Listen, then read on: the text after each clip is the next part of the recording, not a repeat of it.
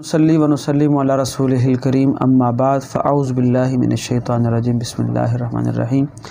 अज़ीज़ तलबा, आज का ये ख़ास लेक्चर सिर्फ़ आपके लिए इसलिए तरतीब दिया गया है कि ताकि आज के इस लेक्चर में हम सूरह मरियम और सूरह दुखान, इसके जो अहम मज़ामीन है, इसका ख़ुलासा है और इसके जो मरकज़ी मज़ामीन हैं, हम उस पर थोड़ी गुफ्तगू कर लें तो इससे आपको आसानी हो जाएगी। और वो तलबा जो जानना चाहते हैं कि सूरह मरियम और सूरह दुखान के अहम मज़ामीन हैं क्या और कैसे हमने इसको एक्सप्लेन करना है, इंशाअल्लाह अज़ीज़ उनको आसानी हो जाएगी। तो सबसे पहले मेरे सामने जो औराक़ हैं, इनमें सूरह मरियम की जो है ना उन्वान है। तो आप तलबा जो मेरा लेक्चर सुन रहे हैं उनसे मैं ज़रूर कहूँगा कि आगे बढ़ने से पहले वो भी अपने पास इन्हीं औराक़ को जो कि आपको फ़राहम किए गए हैं अपने सामने खोल कर रखें ताकि साथ साथ समझ में आती जाए और आप लोग नोट करते जाएं। तो सूरह मरियम का ये पहला पेज है, सूरह मरियम के नोट्स का ये पहला पेज है जो आपको प्रोवाइड किए गए हैं। ये सफ़ा नंबर 234 है। इसके अकॉर्डिंगली मैं थोड़ा आपको गाइड करना चाह रहा हूँ। तो अगर सवाल आ जाए कि सूरह मरियम का ख़ुलासा लिखें, उसका तारुफ़ लिखें और उसके अहम मज़ामीन बताएं, तो तरतीब क्या होगी। तो सबसे पहले हम सूरह मरियम का तारुफ़ कराएंगे। तो तारुफ़ में हम ये कहेंगे कि सूरह मरियम जो है ना कुरान करीम की 19वीं नंबर की सूरत है और इसकी आयतें 98 हैं 98 और रुकू इसमें 6 हैं। ये मक्की सूरत है और मक्की सूरत वो होती है जो हिजरत मदीना से पहले नाजिल हुई। ये तारुफ़ हुआ और इसी तारुफ़ में साथ ही साथ ये भी आएगा ज़माना नुज़ूल। तो ज़माना नुज़ूल की हेडिंग नीचे मौजूद है। हम उसमें बताएंगे कि ये हिजरत हबशा से पहले नाजिल हुई है और रजब का महीना था और नबूवत का 5वां साल था। 5 नबवी यानी नबूवत का 5वां साल, रजब का महीना और हिजरत हबशा से क़बल। और वजह यहाँ ये बताई गई है कि आप सल्लल्लाहु अलैहि वसल्लम ने सहाबा किराम की तरबियत करना थी, क्योंकि जो नजाशी था हबशा का बादशाह, उसकी तरफ सहाबा किराम को भेजा गया था और पहली हिजरत आप जानते हैं हबशा की तरफ ही हुई है। चूँकि वो ईसाई बादशाह था, उससे गुफ्तगू करना ज़रूरी था, लाजिम था। इस मकसद के लिए अल्लाह ताला ने सूरह मरियम नाजिल फरमाई और सहाबा किराम की तरबियत फरमाई और उनको बताया कि हज़रत मरियम और हज़रत ईसा अलैहिस्सलाम का क़िस्सा दर हकीकत क्या है। ख़ास बात इसके तारुफ़ में ये भी आएगी कि ये सूरत जो है ना नजाशी के दरबार में हज़रत जाफ़र बिन अबी तालिब रज़ी अल्लाह ताला ने तिलावत भी की थी। ये इसका यहाँ तक इसका तारुफ़ हुआ। अब हम आगे बढ़ते हैं। इसके अहम मज़ामीन की जब ख़ुलासे की बात अगर करें तो इसका ख़ुलासा आपके पास जो नोट्स दिए गए हैं आपको, इन नोट्स के अंदर पेज नंबर 237 पे ग़ालिबन मौजूद है। 237 पे सूरह मरियम का नज़्म जली। इसको अगर हम गौर से पैराग्राफ को पढ़ें तो मैंने यहाँ पे बच्चों को उन्वान कायम कराया था कि यहाँ पे ख़ुलासा जो है ना इसको हेडिंग दे लें, क्योंकि इसमें निचोड़ मुख्तसर सा बता दिया है, लेकिन ये अहम मज़ामीन सारे नहीं होंगे। हम इसको ख़ुलासे का उन्वान दे सकते हैं। अगर हमने इसके अहम मज़ामीन की बात करनी है तो अहम मज़ामीन के 2 तरह की चीज़ें हैं। अहम मज़ामीन में एक चीज़ तो आएगी मरकज़ी मज़मून क्या है और एक बक़िया मज़ामीन। तो सबसे पहले हम उन्वान कायम कर लें मरकज़ी मज़मून, और मरकज़ी मज़मून के दरमियान में लिखा हुआ है कि तसलीस का अक़ीदा तर्क कर दो और ख़ालिस तौहीद इख्तियार करो। अल्लाह ताला ने ये ताकीद फरमाई है यानी कि ईसाइयों को कि तुम तसलीस यानी 3 खुदाओं का अक़ीदा छोड़ दो और ख़ालिस तौहीद पर आ जाओ। और उसके बाद जो बकिया आप पहले पेज पे देख रहे हैं, ये पूरा एक सर्कल बना हुआ है, एक जायचा, एक पाई ग्राफ बना हुआ है गोलाई में। ये सारे बकिया उसके अहम मज़ामीन है। आपने इसको पाई ग्राफ नहीं बनाना, बल्कि आपने पैराग्राफ की शक्ल में तरतीब से इसको लिख लेना है। उसके अलावा बीच में कुछ चीज़ें मैंने आपको अंडरलाइन कराई थी। पेज नंबर 235 पे मैंने आपको ये अहम कलीदी अल्फाज और मज़ामीन, पेज नंबर 235 खोल लें। इस पर जो सूरह मरियम में तारीख़ी दलाइल के लिए एक अजीब व गरीब उसलूब, यानी पेज नंबर 235 पे जो आखिरी पॉइंट है, इसमें कुछ आयतें लिखी हुई हैं और हर आयत में किसी पैगंबर का जिक्र है, बल्कि एक आयत में हज़रत मरियम का जिक्र भी है, वज़कुर फ़िल किताबी मरियम। तो हर एक आयत में जिस पैगंबर का या हज़रत मरियम का जो जिक्र है, आगे वो आयत का नंबर लिखा हुआ है। तो आपने आयत नंबर भी याद कर लेना है कि मिसाल के तौर पे वज़कुर फ़िल किताबी इब्राहीम लिखा हुआ है, तो इब्राहीम से लफ्ज़ समझ आ गया आपको कि इस आयत में हज़रत इब्राहीम का जिक्र हो रहा है, तो ये आयत नंबर 41 है, 41 है। वज़कुर फ़िल किताबी इस्माईल, ये आयत नंबर 54 है। इसको अपने देख लेना है। उसके बाद अगले पेज पर पेज नंबर 236 है, नोट्स में पेज नंबर 236। اس میں دیکھیں آپ سب سے اوپر ہے مشرکین مکہ اپنے من دون اللہ کو با اختیار سمجھتے تھے، یہی ان کے شرک کی اصل وجہ تھی۔ یہ امپورٹنٹ سوال بن سکتا ہے کہ مشرکین جو شرک کرتے تھے اس کی اصل وجہ کیا تھی؟ تو اصل وجہ یہ تھی کہ وہ من دون اللہ، میں نے اس کا معنی آپ کو نوٹ کروایا تھا، من دون اللہ کا معنی ہے اللہ کے سوا، یعنی بت وغیرہ۔ تو مطلب یہ ہوگا کہ مشرکین من دون اللہ یعنی اللہ کے جو سوا بت ہیں ان کو با اختیار سمجھتے تھے، یہ ان کے شرک کی اصل بنیاد ہے۔ تو سوال یوں بن سکتا ہے کہ ان کے شرک کی اصل وجہ کیا تھی؟ اسی طرح جو ہے نا بنی اسرائیل کے ناخلف جانشینوں نے نماز ضائع کر دی، یہ تیسری ہیڈنگ ہے، تیسرا ٹاپک ہے۔ اس میں کچھ باتیں اہم ہیں کہ حضرت اسماعیل کے زمانے سے لے کر بنی اسرائیل کے آخری نبی حضرت عیسیٰ علیہ السلام تک نماز فرض تھی۔ تو اللہ نے تمام انبیاء کے بارے میں فرمایا کہ انہوں نے نماز کا حکم دیا ہے، لیکن یہاں پہ اللہ نے فرمایا کہ بنی اسرائیل کے جو ناخلف ان میں لوگ تھے بنی اسرائیل میں، انہوں نے نماز جیسی اہم عبادت کو ضائع کر دیا۔ خاص طور پہ ان اوراق میں یہ بھی لکھا ہوا ہے کہ حضرت اسماعیل علیہ السلام اپنے گھر والوں کو نماز اور زکوٰۃ کا حکم دیتے تھے۔ اسی طرح حضرت عیسیٰ کے بارے میں لکھا ہوا ہے کہ حضرت عیسیٰ علیہ السلام نے خود اپنے ماں کی گود میں گفتگو کرتے ہوئے فرمایا تھا کہ وَأَوْصَانِي بِالصَّلَاةِ وَالزَّكَاةِ، کہ میرے رب نے مجھے نماز اور زکوٰۃ کا حکم دیا ہے۔ اسی طرح آگے سورہ مریم میں ہلاکت اقوام کے سلسلے کا ایک اہم اصول، اس کو میں نے یوں ایکسپلین کیا تھا کہ اس کا مطلب یہ ہے کہ پہلی جو قومیں گزری ہیں ان کو ہلاک کرنے کا اللہ نے ایک اصول بتایا ہے۔ وہ اصول یہ ہے کہ قوموں کو ایک دم ہلاک نہیں کیا جاتا، بلکہ پہلے ان کو سمجھانے کے لیے نبی بھیجے جاتے تھے، ان کو مہلت دی جاتی تھی۔ جب وہ اس مہلت کو ضائع کر دیتے تھے اور پرواہ نہیں کرتے تھے پھر عذاب آتا تھا۔ تو یہ سوال بن سکتا ہے کہ سورہ مریم میں گزشتہ قوموں کی ہلاکت کا کیا اصول بیان ہوا ہے؟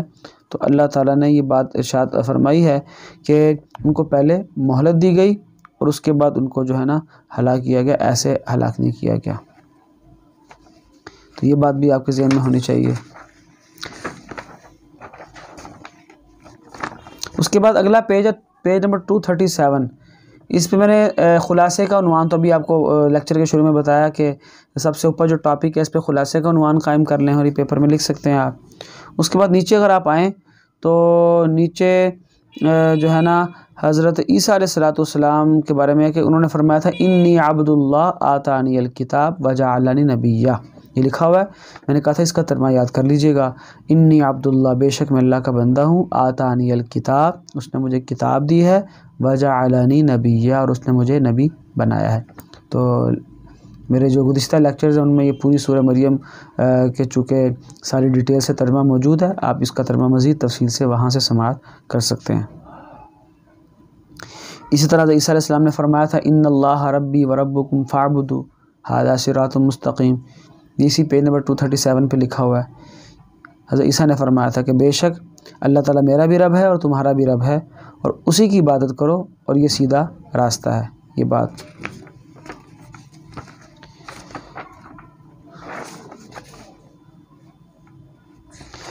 تو بہرحال یہ چند میں نے باتیں بتا دی ہیں آپ کو سورہ مریم کے حوالے سے۔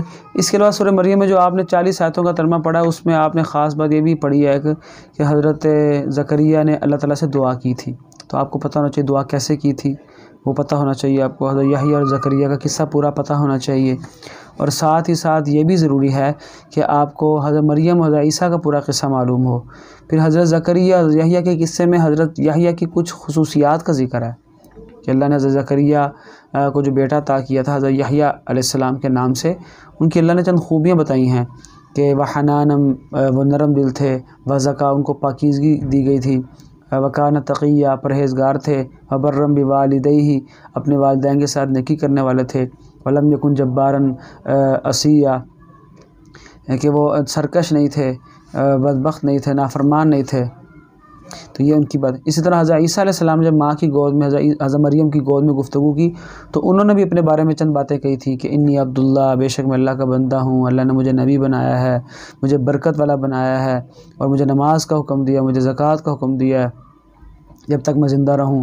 پھر اپنے بارے میں یہ بھی کہا انہوں نے کہ مجھ پر سلام ہو جب تک میں جس دن میں پیدا ہوا، جس دن میں وفات پاؤں گا، زندہ کر کے اٹھایا جاؤں گا۔ تو یہ ساری چیزیں اسی طرح انہوں نے ارشاد فرمائی ہیں۔ تو یہ باتیں آپ کے ذہن میں ہونی چاہیے، انہی میں سے سوال بن سکتا ہے۔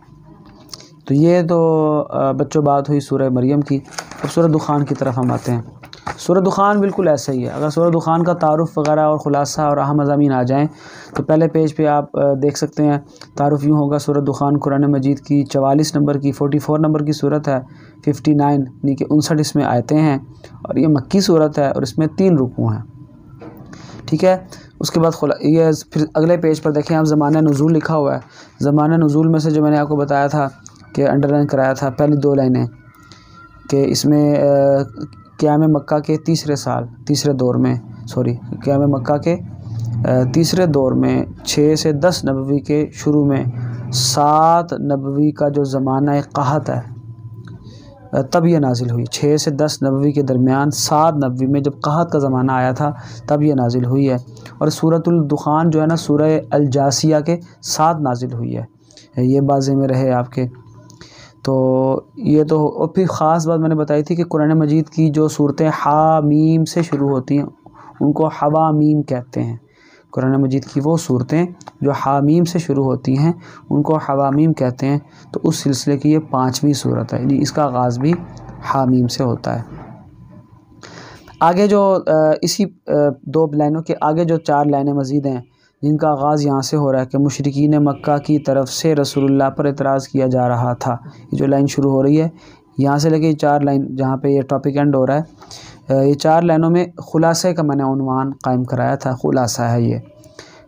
تو پیپر میں جب خلاصے کا سوال آ جائے تو آپ نے خلاصے کے عنوان سے یہ لکھ دینا ہے اور سوال اکٹھا ہی آئے گا. تعارف بھی پوچھا جائے گا، خلاصہ بھی پوچھا جائے گا، اہم مضامین بھی پوچھے جائیں گے. تو خلاصہ لکھ لینے کے بعد پھر ہم آتے ہیں اہم مضامین کی طرف. تو پھر پہلے پیج پر اگر آپ آ جائیں تو آپ دیکھیں گے کہ پہلے پیج پہ درمیان میں مرکزی مضمون لکھا ہوا ہے.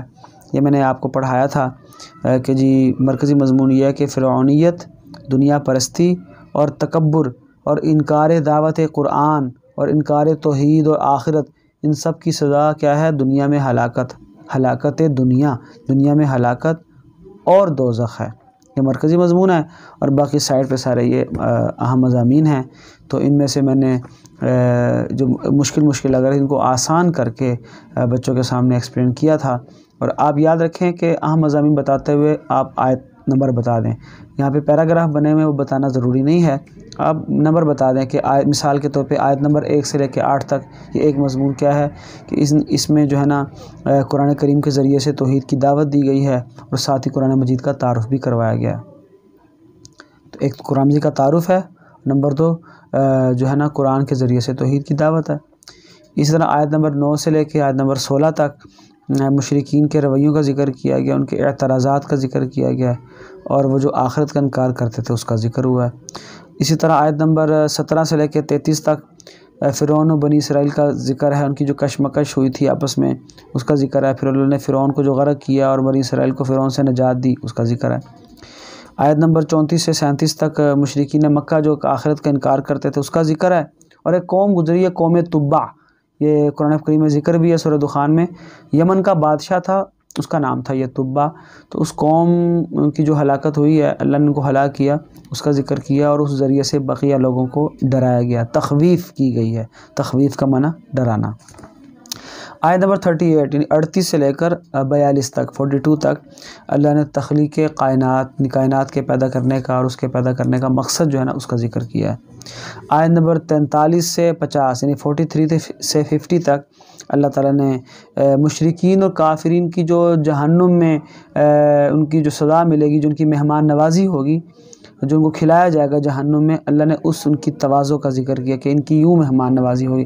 جنتی لوگوں کی تو اچھے انداز میں ہوگی، تو جہنمیوں کی مہمان نوازی جس انداز میں ہوگی اللہ نے اس کا ذکر کیا ہے.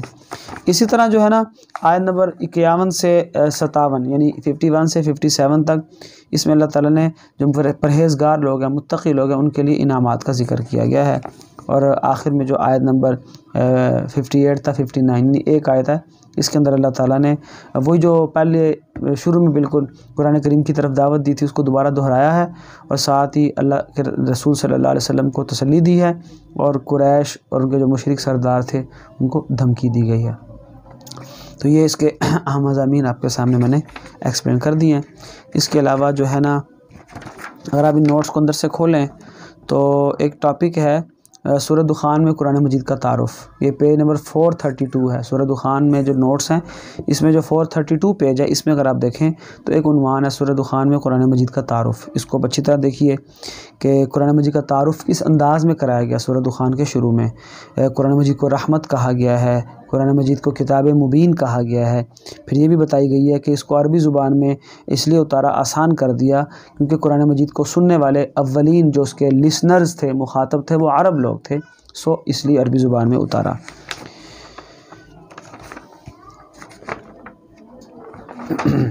اگلے پیج پر 433 پیج ہے، اس پہ دیکھیں پہلا ہی عنوان ہے سورہ دخان میں انکار آخرت پر مشتمل رویوں کا ذکر، کہ سورہ دخان میں جو کافروں کے رویے ذکر کی گئے ہیں آخرت کے حوالے سے، وہ کیا رویے تھے؟ تو 2 رویوں کا ذکر ہوا ہے، آپ اس میں لکھا ہوا دیکھ سکتے ہیں۔ پہلا رویہ یہ کہ قریش موت کے بعد کی زندگی کے بارے میں شک میں مبتلا تھے، شک اور ریب ایک ہی لفظ ہے۔ تو پہلا ان کا رویہ یہ تھا آخرت کے بارے میں، مشرکین کا، کافروں کا، کہ وہ آخرت کے بارے میں شک میں مبتلا تھے، یہ پہلی لائن میں لکھا ہوا ہے۔ اور دوسری لائن میں ہے کہ قریش صاف کہتے تھے کہ ہماری پہلی موت، یہ جو ہمیں موت آئے گی دنیا میں، بس یہی فیصلہ کر دے گی، ختم ہو جائے گی، اس کے بعد ہمیں دوبارہ اٹھایا نہیں جائے گا۔ تو آخرت کے بارے میں قریش کے 2 رویے تھے۔ نمبر 1 کہ وہ انکار کرتے تھے، شک کرتے تھے کہ آخرت کے بارے میں شک میں مبتلا تھے، اور دوسرا رویہ ان کا یہ ذکر ہوا ہے کہ وہ کہتے تھے کہ دنیا کی جو ہماری زندگی جب یہ ختم ہو جائے گی، میں موت آ جائے گی تو بس ختم، اس کے بعد کوئی اور دوبارہ زندگی نہیں ہوگی۔ یہ 2 رویے ہیں۔ سوال اگر آ جائے کہ آخرت کے بارے میں قریش کا یا کافروں کا کیا رویہ تھا یا کن رویوں کا ذکر ہوا، تو یہ 2 رویے آپ لکھیں گے۔ بہرحال یہ اس کے اہم مضامین تھے۔ امید ہے کہ یہ لیکچر آپ کے لیے کافی مفید ہوگا۔ بقیہ ان نوٹس کو آپ توجہ سے بار بار پڑھیے تاکہ آپ کو مزید کوئی ایسی بات جو اس میں آپ کے لیے فائدہ مند ہو، آپ اس کو ذہن میں بٹھا سکیں۔ اسی پر ہم اپنے اس لیکچر کا اختتام کرتے ہیں۔ وما علینا الا البلاغ۔ السلام علیکم ورحمۃ اللہ۔